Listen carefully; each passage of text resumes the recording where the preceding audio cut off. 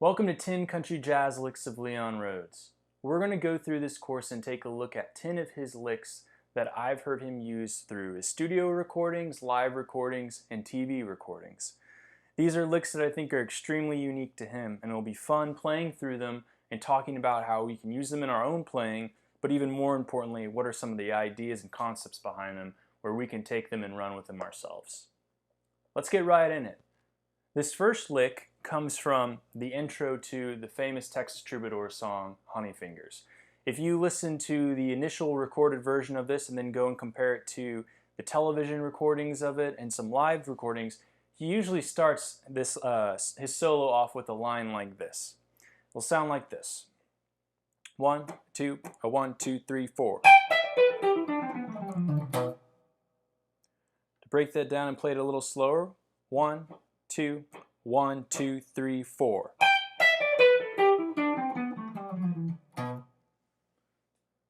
All right, so this is a great idea. It's a really simple idea. We're in the key of G, and we're up here in our G major pentatonic box. And what we're doing is playing a quick quarter note on the G. I've heard him do it, well, he just plays straight on it, or he'll slide up to it, either one. And we're playing this, and then we're coming down just the pentatonics. So 12, 15, 12, 14, 12, 14. And that would be the first bar in that PDF. So we've got, and then we're coming down and adding a few notes to the pentatonics. We're playing D, C, B, A, G, F, and we're breaking out of it to move down and eventually end up on this low B note, the third of G. So we've got this and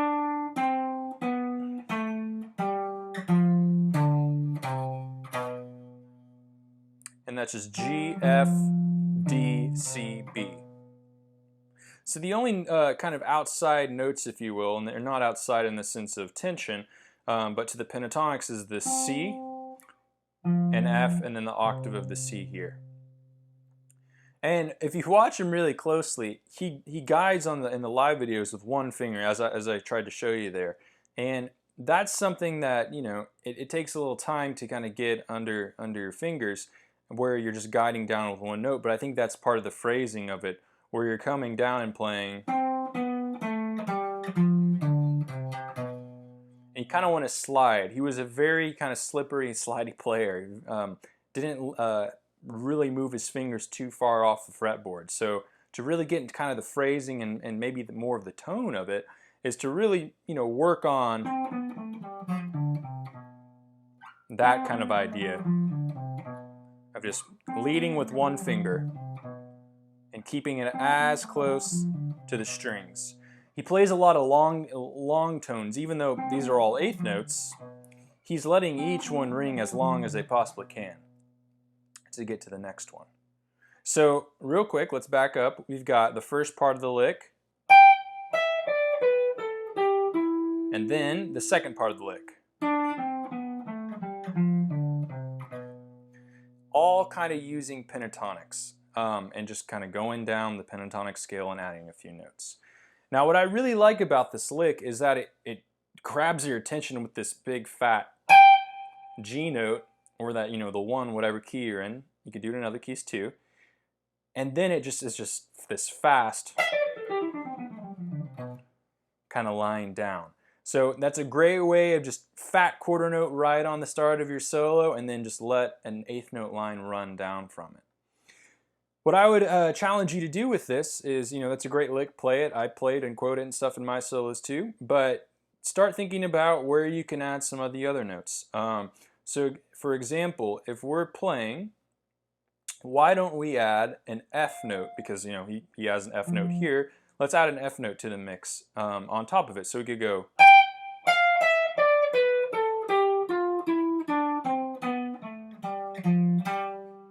And you got to resolve differently, so we resolve to the G.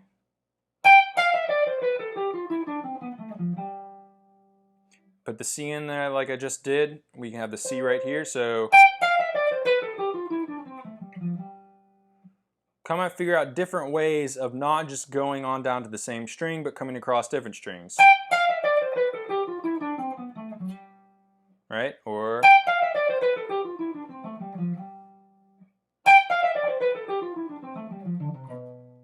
all sorts of different ideas. So experiment with the timing of that and where you can put that at the beginning of your solo. And that's probably the most important part of the phrasing of it is this is a lick that he would start his solos with. So definitely try and work that at the beginning of your solos. In lick 2, we're going to talk about what I call the Leon arpeggio. This is a major arpeggio dolled up with some pentatonics on top and around it. This is what I heard in Rosebud Boogie. It's the first time I heard it.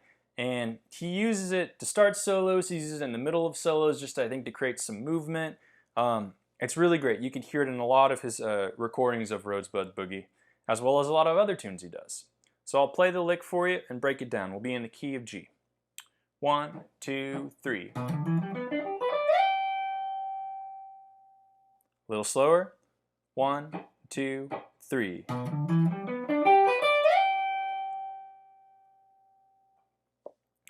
All right, so another kind of great sliding up and hitting that high G emphasis. But what we're doing here is we're playing out of kind of this G chord.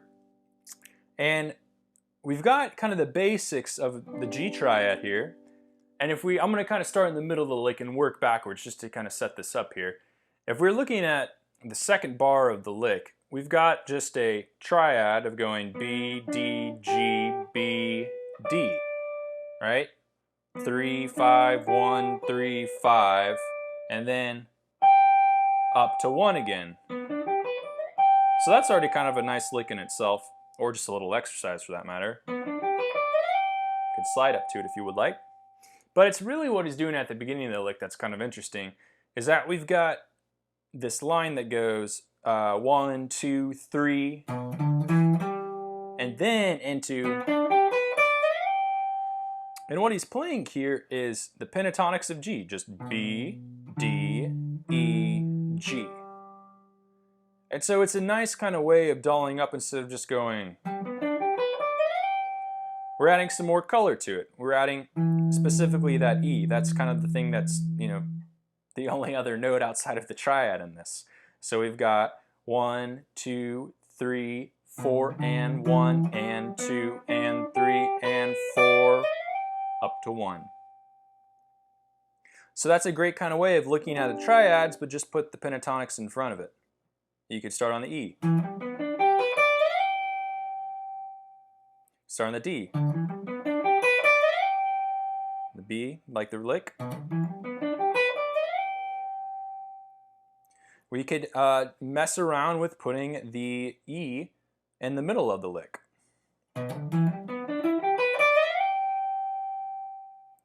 Start on the B here and put the E right here.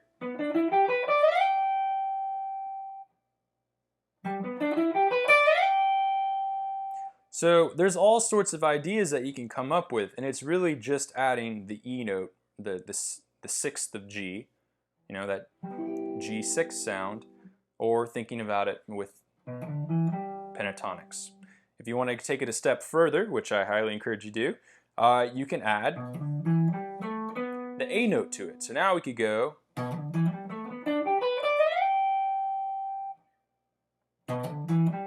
There's the A. There's the E, so let's add both of those.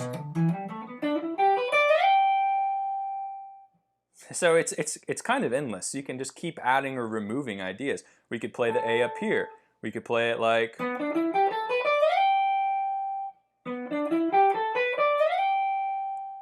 And so those are all sorts of ideas. And what I would say is, hey, why not combine it with our first lick? It's pretty cool.